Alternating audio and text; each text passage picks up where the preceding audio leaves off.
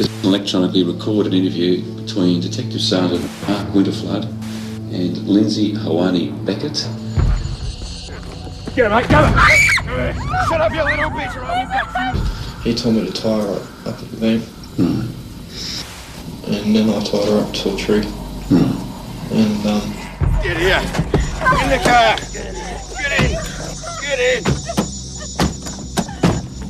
Get steady. And Liz told me what to do. What was that? We won't say anything, we just want to go, please. Told me to shut her throat. Yeah! Come on! Come here!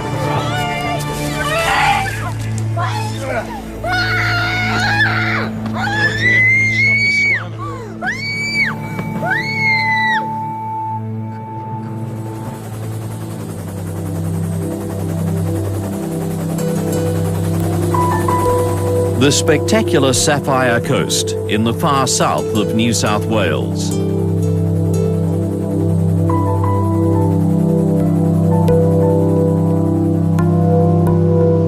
The Pacific Ocean rolls onto deserted surfing beaches, sweeping bays and rocky headlands. They're part of a line of national parks and waterways that stretches down the coast to the Victorian border.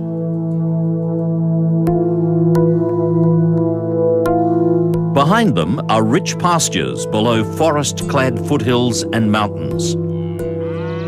The northern gateway to this natural paradise is the town of Bega, some 430 kilometres from Sydney, and famous for its dairy industry and especially its cheese.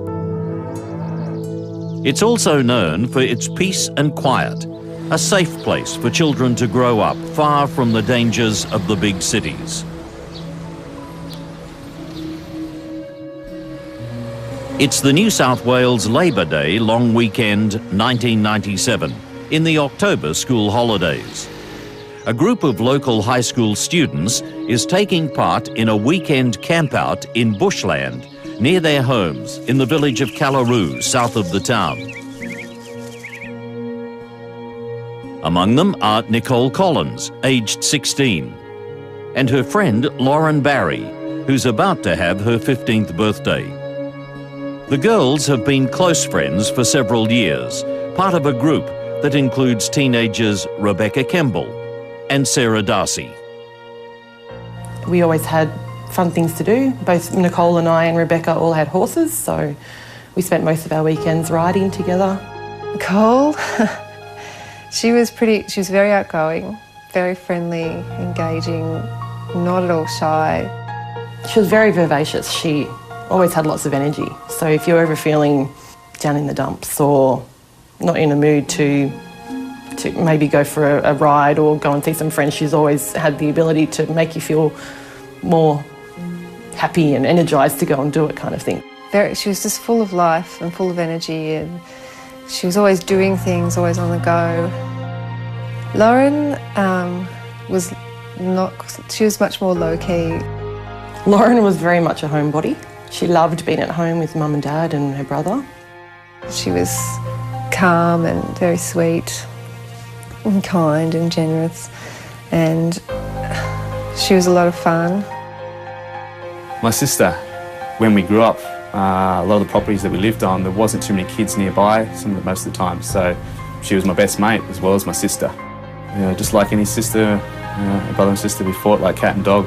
We'd finish fighting and having an argument, and then there'd be this deep, unconditional love for each other.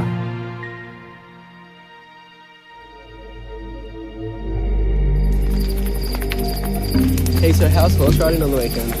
It was really good. I did this really big jump. Even though the teenagers are responsible and trustworthy, their parents still make sure the campout is well supervised. Nicole's parents would come up and check on us, and so would Lauren's parents, so they could easily access to where we were staying. Yeah, I tried horse riding once, fell off. It was just an area where the two girls and their friends would go to a lot of holidays. They'd take their horses and set up a bit of a camp, and they'd just have a peaceful area overlooking the ocean. Can't believe we have to go back to school soon. Oh, I know. I don't want to go back to school. On Sunday night, being a long weekend, the group stays up late. Oh, I got up and put something in the bin, and then she put me on detention for like 4 days. Are you serious? Oh so my God.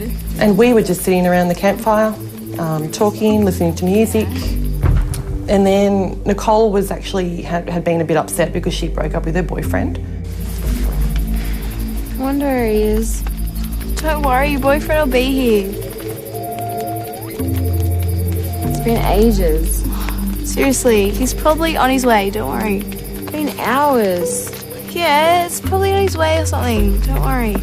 So Nicole decided that she was going to walk to Chilla and talk to her ex and see if they could work things out. Hey, I know where he's staying. Do you want to walk up? You sure? Yeah, come on, let's go. He's just with his auntie. So, wait, where he's going? We walked everywhere. I mean, we were only 16. We didn't have cars. We didn't even have bicycles. We had the horses and we had our feet. So to get around in Camilleri, that's what we did. We walked. Where are you guys going? We're just going to town. We'll be back soon. Nicole decided that she was going to walk, and then Lauren decided that she was going to go with her. Eventually, the girls reach the main road and head towards Jilla. Although it's several kilometres, they fully intend to walk all the way. Young teenagers that grow up here, it's a very carefree place. There's a high level of trust. There are no great risks. But people have got to understand it's not a busy suburb in Sydney. It is, in fact, a very remote area. They were actually only a short distance from their home. They were camping, their parents knew where they were, and they were going to another friend's place for a small party. It was easy walking distance. They knew the way well. I came back at about 10 past 10, I think it was, in the evening, and the girls weren't at camp.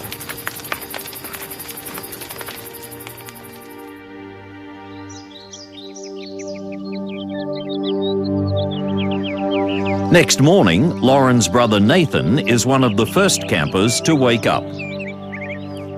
I think I left the camp that morning, would have gone back to the house. I guess from memory, the first thing I would have said was, have you seen the girls? Have the girls been down here? And straight away, my parents said, no, they're supposed to be with you. While Lauren's mother, Cheryl, starts ringing around, Lauren's father, Garrett, goes straight to the campsite.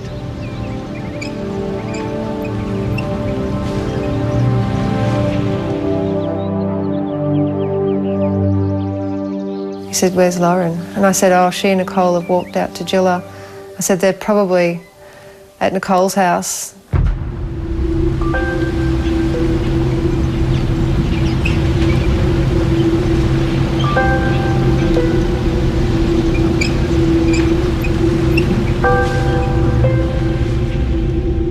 They weren't anywhere we expected them to be, and there was a very small chance that both of them were injured, had got somehow fallen over and broken their legs in the night time. Nicole's father, Graham, drives out past the campsite towards the ocean, where he searches along the cliff tops. We rode through all the trails between Tartha and Camilleri. There's a lot of them. So we went through and we were calling out to them because we thought if they're hurt, they'll, call back. By midday, with no sign of the girls, the families decide it's time to call the police. Shut up! They can't know that the girls have already undergone a long and terrible ordeal and are far, far away. Stop your sniveling!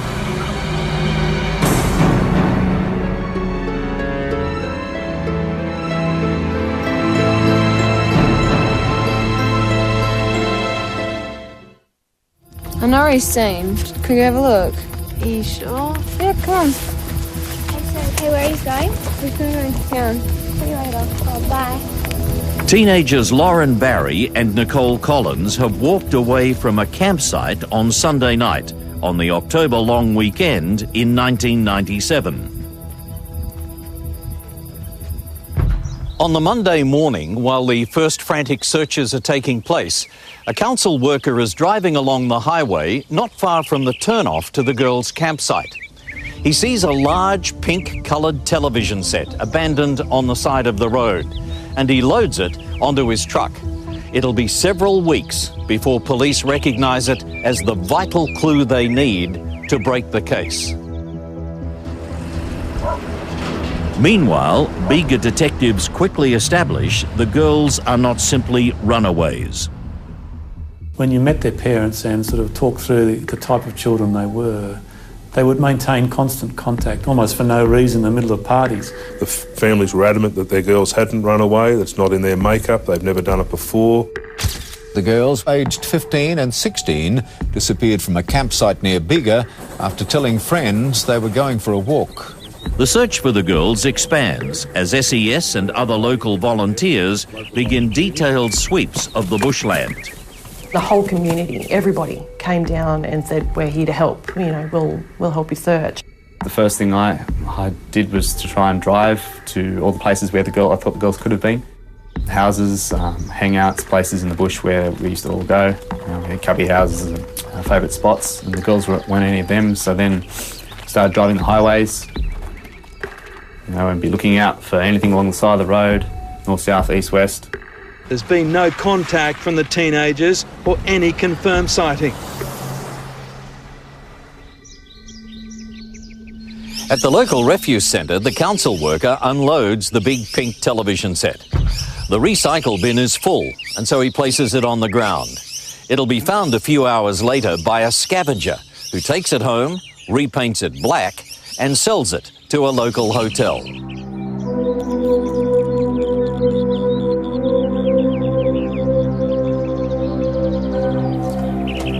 The main search parties are now joined by mounted police and the dog squad. And Lauren's father, Garrett, is out with them every waking moment.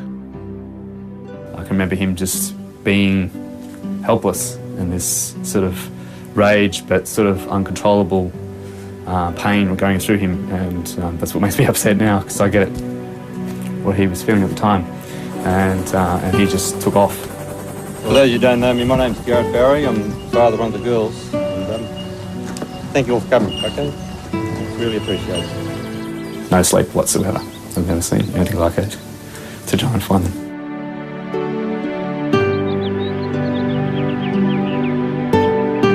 While the searches are going on, a local resident finds some abandoned clothes on a dirt road not far from the camp. There's a girl's top and a distinctive check flannelette shirt. They're soon recognised as Lauren Barry's, and the police return them to her mother. A distraught Cheryl carefully puts the clothes away, unaware they carry vital DNA evidence. We didn't put two and two together at that time because, as I say, the girls were just missing at that stage. It was just the first day that they'd been missing. By Wednesday, Detective Shane Box is sure that the girls have not run away. Checks have revealed they haven't accessed their bank accounts or taken any personal items from home. I briefed my senior officers in Wollongong, at Region and at Bateman's Bay, and just said, listen, there's more to it than this. Something's not right here. And as a result, the task force investigation commenced, and we went from there. The media is now running with the story, and the families make an emotional plea for help. They're enduring almost unbelievable suffering. Two sets of parents tortured by the disappearance of their teenage daughters, pleading for help. The pain I'm going through and not knowing where she is unbelievable.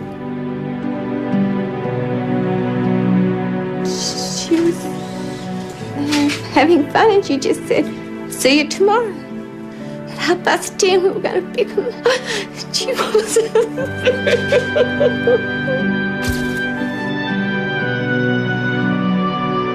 The publicity generates a rush of information. A local mother comes forward to report that she was driving to Tathra at 9:50 p.m. on the Sunday night when she came across a car stopped on the highway. Unable to pass safely, she had to stop. And in the light of her headlights, she can see two girls and a man standing by the car. There's enough light for her to give police a clear description of him. The car finally moved over, and the mother was able to overtake it safely and continue on her way.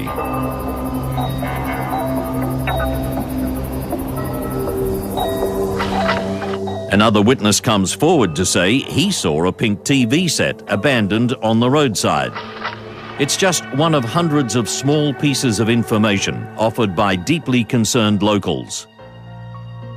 It was all people talked about. You know, you walk down the street and everybody seemed to know them, or their parents or their siblings, or, you know, their kids went to school with them, or, you know, it was just what everybody talked about.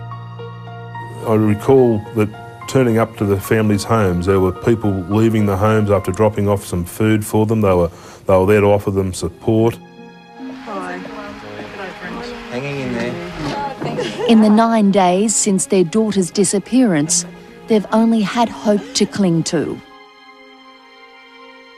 Of just every day, you know, we would have big groups of people at our house. Mum would make heaps of food for everyone, and we would all talk about what's happened so far and what we're going to do next.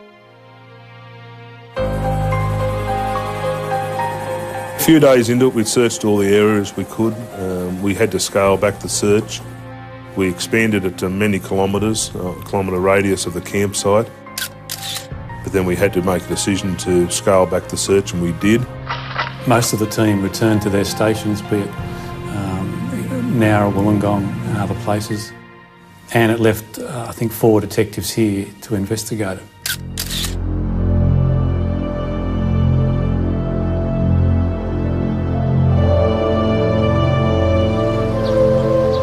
It's now almost a month since the disappearance. But just as the task force investigation is wound down, new information suddenly surfaces about a pair of violent career criminals, Leslie Camilleri and Lindsay Beckett. And it was just information from the police at Yass that you should look at these two blokes. They're into the badness, they're into sexual assaults, and they may fit the criteria. Lindsay Hoani Beckett is a New Zealander with a low intelligence who at age 24 has multiple convictions for robbery and assault. Leslie Alfred Camilleri is a dangerous psychopath who since the age of 12 has racked up an amazing 146 criminal convictions.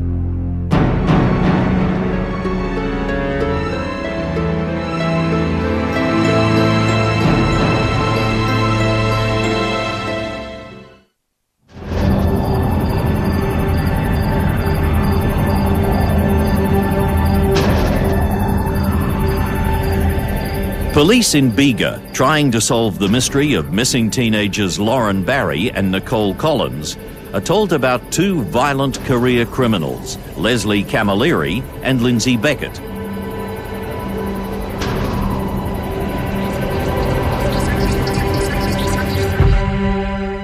The two men have been living in Yass in southern New South Wales. An informant tells local police, who advise Bega detectives.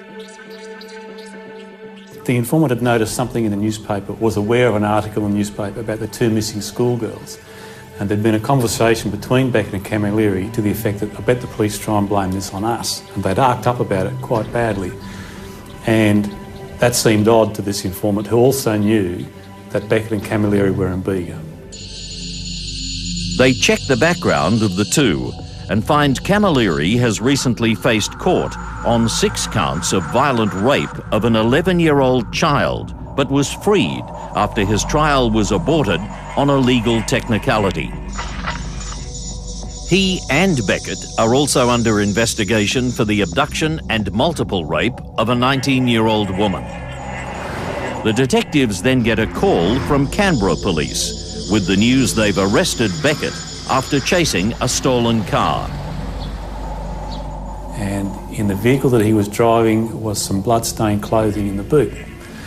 let's go and introduce ourselves, let's have a look at this clothing. Who knows, it could be the girls' clothing or something we can identify. Detective Winterflood drives to Canberra with Detective Stuart Gray. On the way, Gray's preparing for the Beckett interview by reading through various witness statements. He rereads the witness report of an abandoned pink TV set having been seen on the highway at the place where the girls disappeared. He starts to wonder if it's connected to the mystery, and he comes up with an intriguing theory. So I was travelling with this detective and he said, you know, it would make sense if you had a pink TV or a large TV in the car, that to get two girls in, you'd put a TV out and you'd put it beside the road. And I remember thinking, listen, that's just, you know, that's neither here nor there. It's really a bit of a nothing. So I sort of didn't give it a lot of credence. As I explained to you earlier today, when they interview Beckett, they find him arrogant and deliberately nonchalant. And towards the end of the interview, I put to him, and did you have a pink TV in your car? Well, the feet, you know, snapped down and he sat up, and obviously I'd hit a sore point with him. He didn't tell us much about it, but we just registered there's something about this television that's important. Beckett then admits to having a television set in the car in Bega, but he says he can't remember what happened to it. But I wish to speak to you further about it. So we started to work on the theory that maybe the TV was put out to put people in. So we thanked him for his time and we left. And we went from there to Yass to try and meet the informant. In Yass, the detectives discover that Camilleri and Beckett had actually stolen a pink TV set from the informant. And the main relevance of that television, he'd actually put Beckett and Camilleri at that scene. Mate, in the back seat, grab the TV, dump on the ground. Go! Shut up, you bitches! Oh, what's that you? Now, at this point in time, not only is Beckett still in custody in the ACT, but Camilleri had been arrested for some other unrelated matters and was in custody in Goulburn. Les Camilleri is interviewed in Goulburn jail, but as soon as the subject of the pink TV set is raised, he refuses to answer any more questions. Camilleri returns to his prison cell, where he's later reported to be in a distressed state, crying and banging his head against a wall. So we were in a situation where we knew that both of them were in custody, couldn't speak to each other, and this was a golden opportunity to work on their ability not to contact each other and their loyalty. The detectives then subject Beckett to a second interview, where they tell him they can now link him to the girl's disappearance. And I also had on the interview table in front of him photographs of the two girls, which I'd opened up, and they were large sort of A4 facial photographs of the girls from high school. And he instantly turned them over, and I knew I'd sort of hit a raw spot. Beckett asks to take a break, and while smoking outside, he suddenly bursts into tears and blurts out to his guards, "They've got us." So they've marched him back into the room, and he said, "Oh, give me a map, show me a map, I'll show you where they are." And, okay. So we've opened this map on the floor, and he started sort of looking at the Monara Highway in Bombala, and then he said, "They're here, they're back there."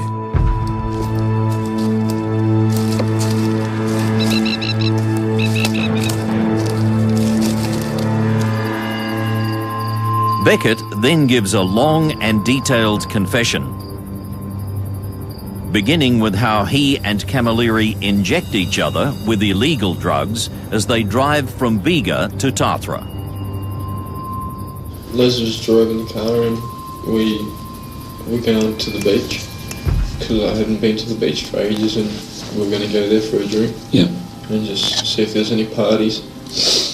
And we were going up the hill and seeing these two girls there, and Les stopped. Hey mate, what have we got here? Hey girls! I asked them if they wanted a lift.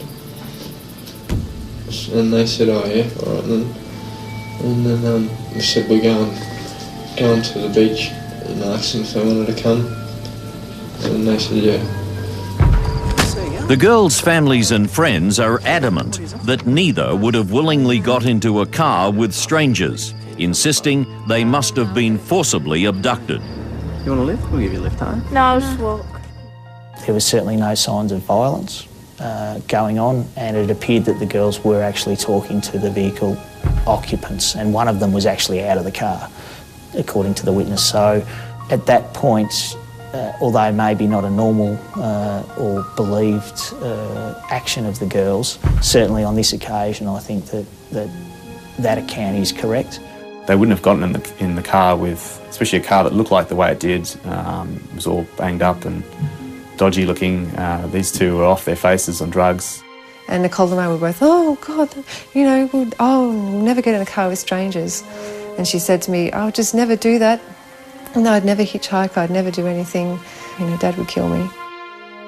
I'm still to this day convinced that they never hopped in the car voluntarily. They were either coerced into the car or through their mannerisms of Camilleri and Beckett, they were frightened and hopped in the vehicle. Beckett's version of events, he was accurate and truthful about a lot of other detail. I didn't see him gaining anything by saying they didn't get in voluntarily. Well, I think he lied about it to try and make it sound as though... Party on the beach? No, we can't. We'll just go You know, to make it sound less harsh on themselves. No. Shut up, you little bitch! Mate, I got it. Get the TV out of the back seat, mate. Dumb on the ground. Go! Shut up, or I'll stab your friend too. Mate, cover. You, with me. Shut up! With me. Get here. In the car. Get in. Shut up. Steady.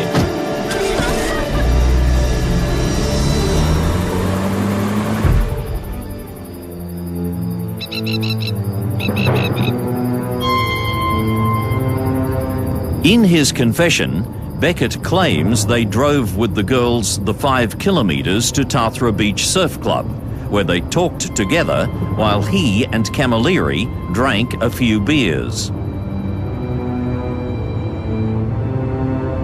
As the town was quiet, they then decided to drive back to Bega and agreed they would stop on the way at the campsite so the girls could tell the others what they were doing. They've travelled on a dirt road towards this campsite area, and it's during that travel where I would describe it as a 4-wheel drive track mainly, that Camilleri is driving his 2-wheel drive car, and it's sustained some sort of damage, or at the very least been knocked around a bit. He's become aggressive and produced a knife. And he freaked out, and as he was saying, what the fuck he is doing, what he is fucking doing, and he was just freaked right out. So he was going pointing his head to stop them from hopping out. The doors are Charlotte, you can't get out. If they try to get out, stab them. We'll stab you, both of you. The girls now are captive in the back seat. Shut your mouth, bitch. The 2 back doors were not functioning correctly. The interior locks or door handles would not allow either of the doors to open. In terms of your relationship with these girls at that time, can you describe that to me? Well, are they under some duress? Are they happy? Are they friendly?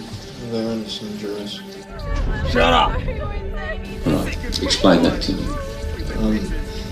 They knew, well, Les put a hard word on, so if they step up, he'll kill them. Camilleri turns the car around and heads back to the main road. Stop your bloody whinging! You're bickering and you're snivelling.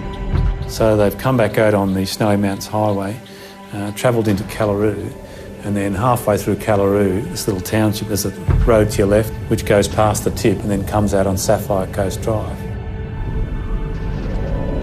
Hey, mate, I had a bit of fun with these 2 girls. Yeah, you'll be right, girls. Don't worry. You'll be fine.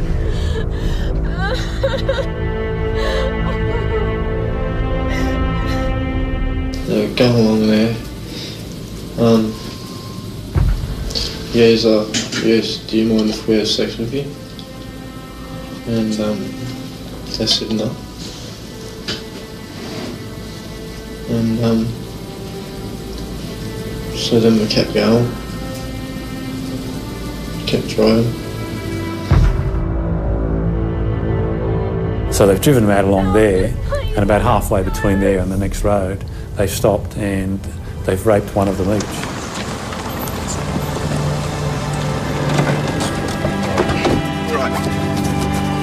Get out! It's yours. Blondie, you're mine. Get out of here. Get out. Come here. Don't worry.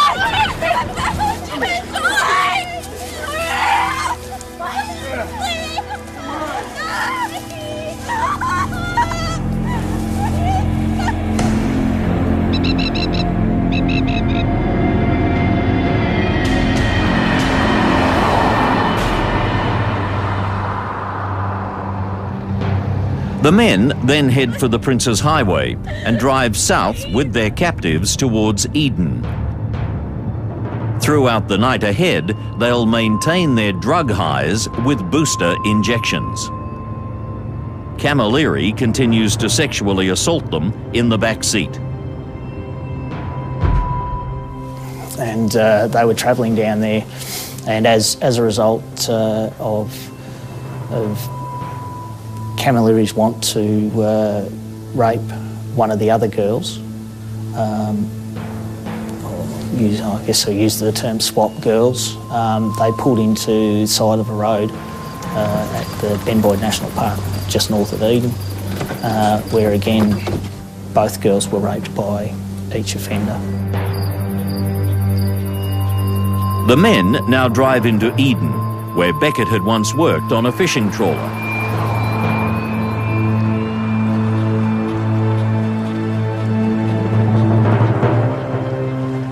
They went down to the wharf and had a look to see whether the boat that he once worked on was there. During the driving through Eden itself, the girls were told to keep their heads down, and as a result, after not finding the boat and Beckett's supposed knowledge of the area, they attempted to try and find a back road out of Eden. Became sort of disorientated and ended up on some dirt tracks again, which at that point they stopped the vehicle and then raped the girls again.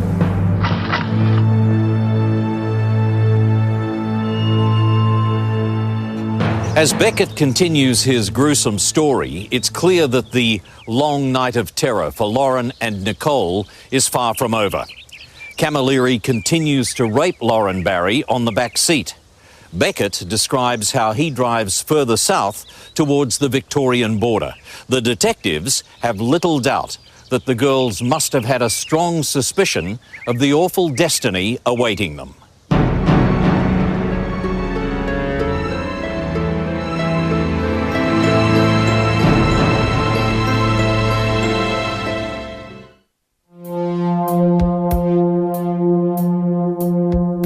Criminal Lindsay Beckett has broken down and is confessing to the abduction of Bega schoolgirls Lauren Barry and Nicole Collins.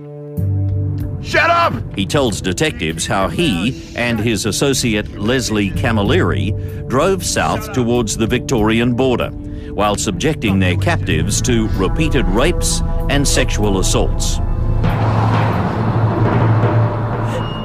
As they drive, the men inject each other with more doses of amphetamine before eventually falling asleep.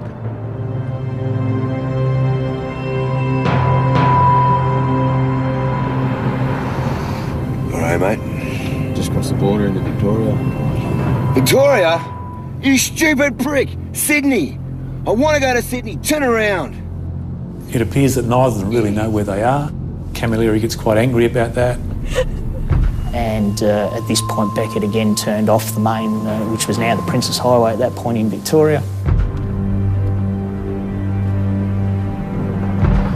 Les told me to stop because he wanted to have sex with the one with dark hair. Right. in this West Wingan area where travelled down again a dirt road. You get out! Get out! And me and the one with glasses kept driving down the road. Bugger off! Come back in 20. Come here, mate. Come on! Come on! Camilleri left the vehicle with Lauren Barry and raped her in some bushes. After that rape, it was expressed between Beckett and Camilleri that they used the words "can't go back," and that was expressed by Camilleri, and Beckett understood that realistically that the girls would not be able to be released.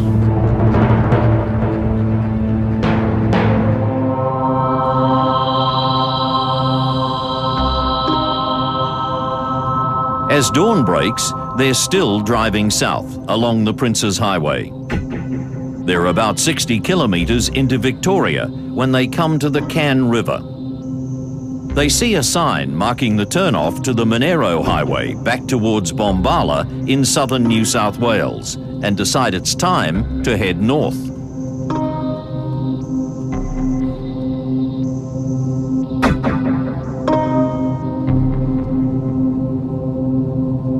After about 40 kilometres, they come to a place called Fiddler's Green Creek. Beckett then spots a small sidetrack into the bush. He said to Camilleri, "What about this?" And Camilleri has said, "Well, let's have a look," and they've travelled up there.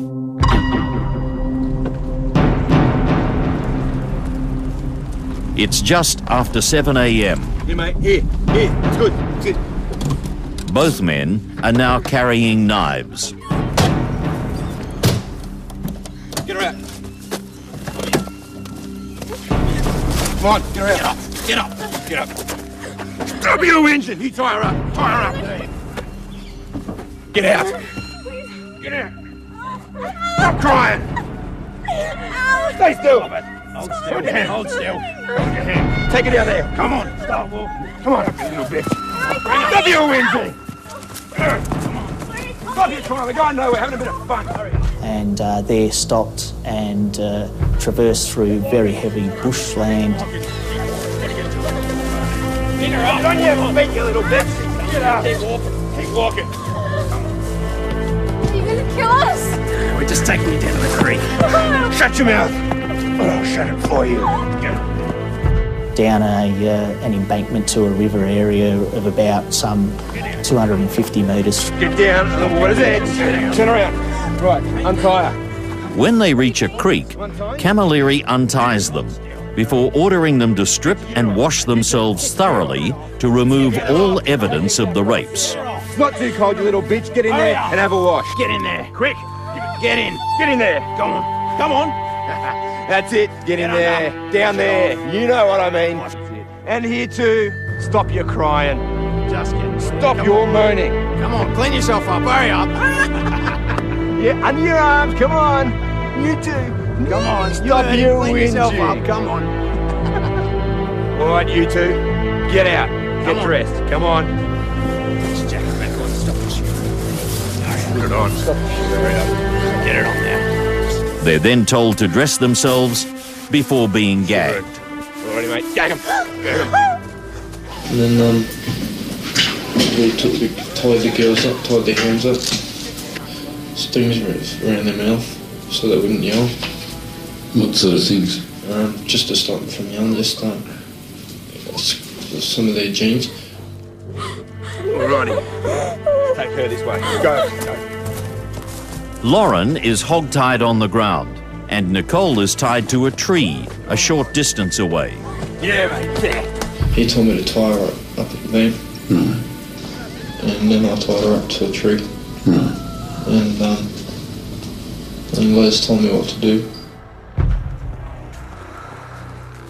Mate, you gotta kill him. Nah, no, I don't want to kill him. You don't understand. You gotta kill him. You can take care of him. You don't kill him, I'll kill you. You got it? Kill him. Yeah, he said drag her over to the water and drown her.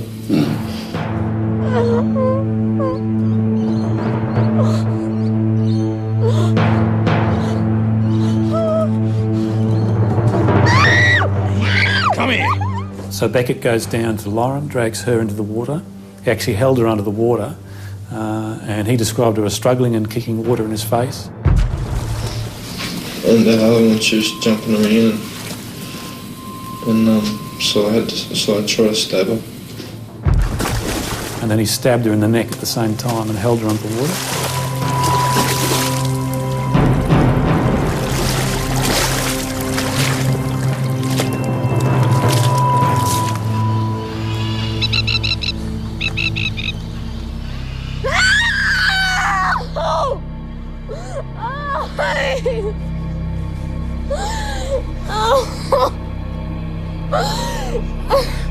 He then goes back to Nicole and attacks her.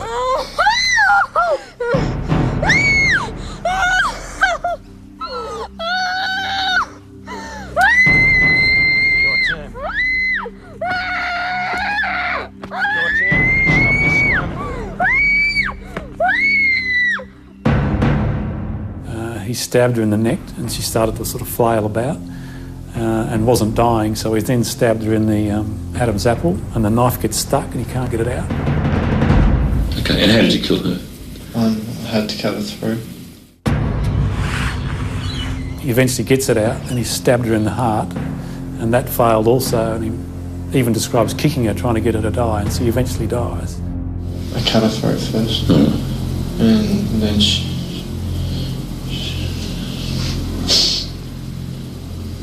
and then I stabbed her. Okay. No one chooses how to die, but their deaths were just horrific in every respect. Not only do they have to see Lauren dying, she has to, it's just a terrible death. In relation to the blood that was on your clothing, can you just show me where the blood was on your clothing approximately? It was on my sleeves, me pants, there's bits of it on my face, on my football jumper. He then retrieves the bloody ropes used to tie her to the tree and returns to the car where Camilleri is waiting. You did it. I did it. You killed him. It's done. Good. Let's go. Beckett says that after the murder, he fell asleep as Camilleri drove back into New South Wales, heading for their homes in Yass. They stop in Canberra on the way to burn their clothes and the ropes, and to throw their knives into Lake Burley-Griffin. The long confession over, Beckett is then driven south and Victorian police are alerted. He is driven over the border and to the Fiddler's Green Creek, where he leads the detectives to the girls' bodies. And do you agree that we walked together through the bush and just across the creek and slightly upstream we came to an area where there's a large tree fallen across the river? Yeah. And beneath the root section of that tree in a portion of water was what appeared to be the remains of a deceased person. Yes. All right. And are you able to tell me now if that was the remains of the girl with the dark hair? Yes. Shane Box is among the police on hand to witness the tragic sight before returning immediately to Bega. He's become very close to the families since the girls disappeared, and he cries as he gives them the terrible news. So probably the most difficult task a police officer could do would be to look at families of two young girls in the eyes and tell them that their girls were murdered, and that was the last I would ever see of them. And it was also especially hard for me as a father of two girls to be able to do that particular task. My father pulled me aside and he said that they had found Lauren and Nicole's bodies, and I can't remember. My body's done a pretty good job of blocking out those emotions and feelings and thoughts at the time, but I was in a bit of shock, I guess, and that shock stayed with me for many years. They came in their thousands to grieve, filling a small park. The town itself shut down as hearts opened and emotions overflowed. Nicole and Lauren were my best friends I've ever had, and now that they've been taken away from me,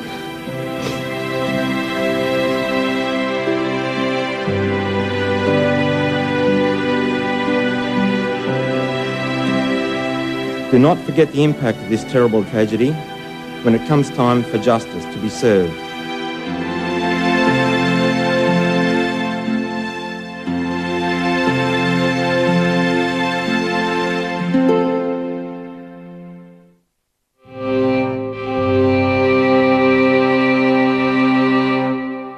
The New South Wales detectives hand all the evidence to the Victorian police, who take carriage of the case under the direction of Detective Russell Sheether, who prepares the charges of murder.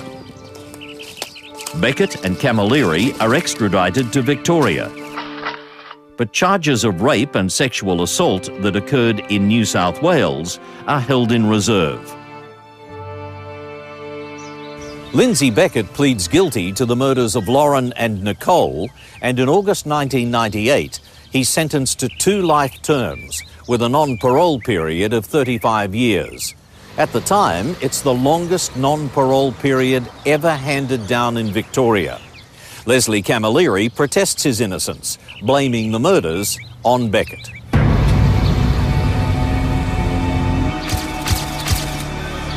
His trial gets underway in February 1999 and lasts 10 weeks, during which more than 180 witnesses are called. Apart from Beckett's testimony, the most damning evidence is a match to Camilleri's DNA in semen on Lauren's clothes found by the roadside at Bega. It puts Camilleri not only at the scene but being involved in sexual activity of which he'd continued and during court continued to deny. There's also shocking testimony from a 19-year-old woman who was raped for hours by Camilleri and Beckett just days before they went to Bega. The star witness is Lindsay Beckett, and he lays bare all the repugnant detail of Lauren and Nicole's ordeal, detail which had previously been kept from their families. Yeah, under your arms, come on. Of how the girls were made to do all sorts of horrible things, and then, you know, obviously, as you're hearing what your sister was made to do, and how she was raped and how she was tortured, those thoughts and images start coming up in your mind. Shut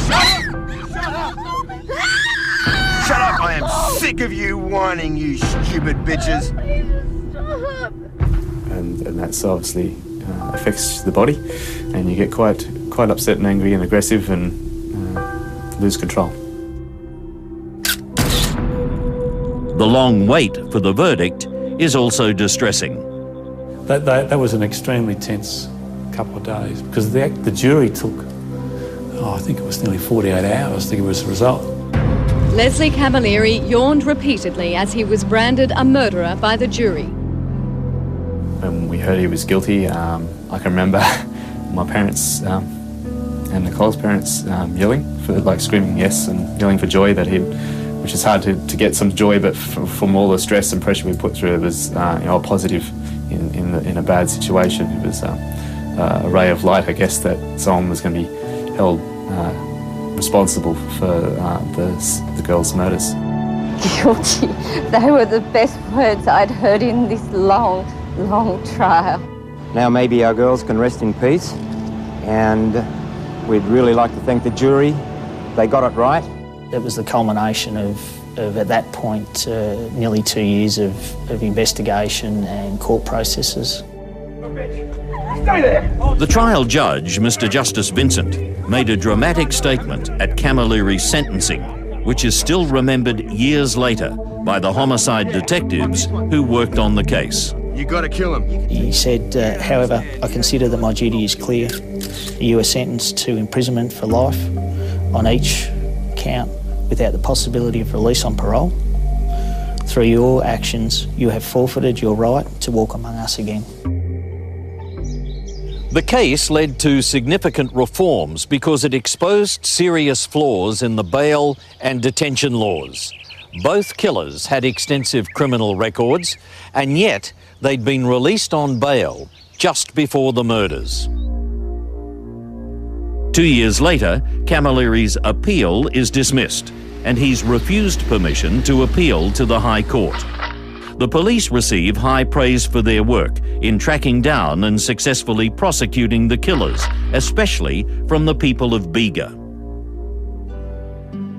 People were coming to the front counter just to thank us and sort of give their best wishes, you know. Without the assistance, I believe, of both organisations, or all organisations, which is the New South Wales Police Force, Victoria Police, and also the Australian Federal Police from the ACT, this matter would not have been solved. Being involved with the team that I met in Victoria and the exceptional way that they dealt with all of the evidence and you know, in some respect, did a more thorough job than I felt I could have done. The police were amazing, especially Shane Box. They were there.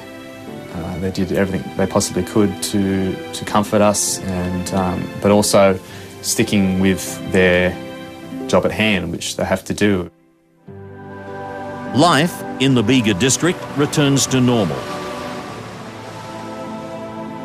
It had a big effect on the children in the school and also the teachers, but particularly badly affected were the Year 12 students who had, of course, finished up their formal schooling. They've changed people's lives forever. Everybody else who's left behind, everything's changed for them, you know. They have to live with this pain and the heartache for the rest of their life. Girls, eh? Hey, girls. Come here. Nothing, there's no excuse. Doesn't matter how you're brought up. Have love or hatred or whatever, it's an individual choice. And doesn't matter how badly treated you are. I think these two were naturally born bad seeds. They were psychopaths. They got pleasure out of harming others. And they don't belong in our society.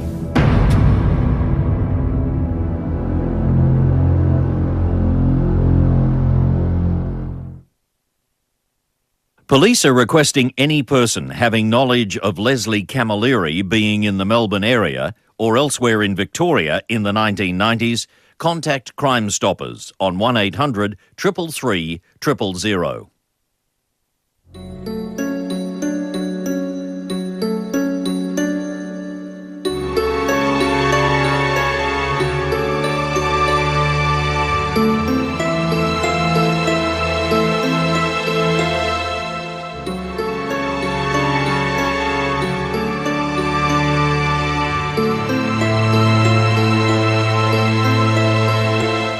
Our next episode covers the rape and murder of 12-year-old Queensland schoolgirl Sian Kingi. Dedicated police work will lead to the arrest of Barry John Watts and his wife Valmay Faye Beck. That's next month on Crime Investigation Australia.